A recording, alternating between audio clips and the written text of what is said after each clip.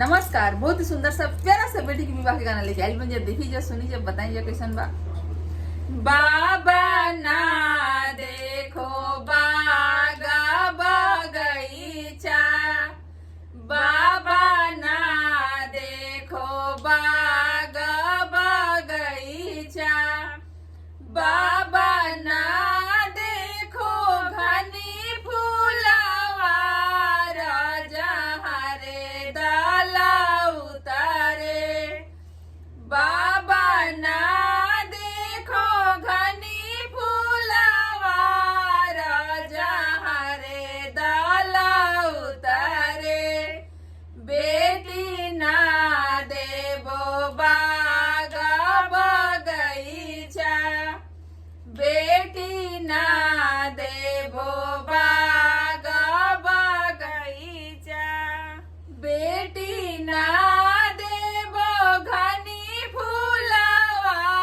रामड़ुआ दाला उतारे, बेटी ना देबो घनी फूलवा रामड़ुआ दाला उतारे, बाबा ए कहीं बता रौरा चुकानी, बाबा ए कहीं बता रौरा चुकानी, बाबा हम गोरिया बारा सामर उहे रे माना बेदिल, बाबा हम गोरिया बारा सामर उहे रे माना बेदिल, बेटी सावरा सावरा जनी करा, बेटी सावरा सावरा जनी करा, बेटी सावरा बरा श्री राम उहे रे बराउती,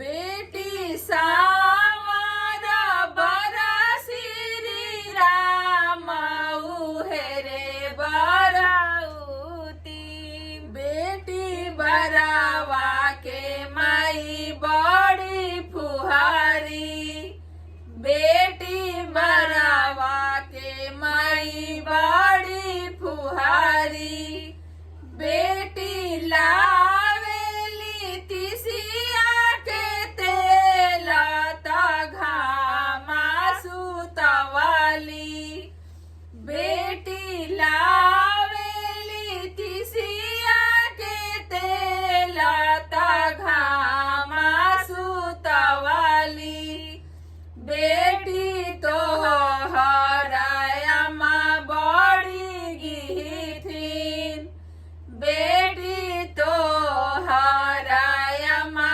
बड़ी गिथिन, बेटी लावेली सरसों के तेला ता छाहा सुतवाली, बेटी लावेली सरसों के तेला ता छाहा सुतवाली।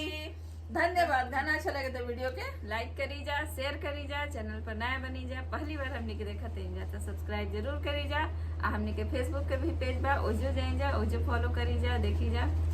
धन्यवाद।